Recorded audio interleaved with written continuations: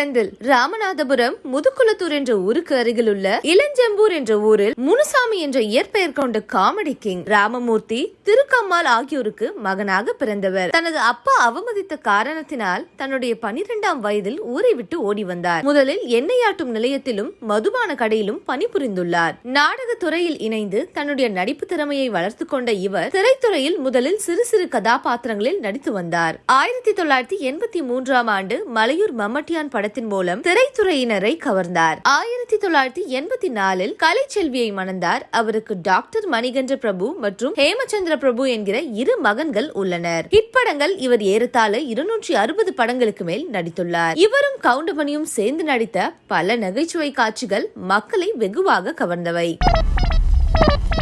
இந்த bedroom light வாடகைக்கு போகும்போது என் சண்டையை தீர்த்து வைங்க. இந்த பெட்ரூம் லைட் எப்படி எரியுது? அடே போட்டு தலையா, இதுக்கு பேர் தான் கப்பு பளீர்னு வெளிச்சம் வர்றது. இதுல எப்படி எரியும்?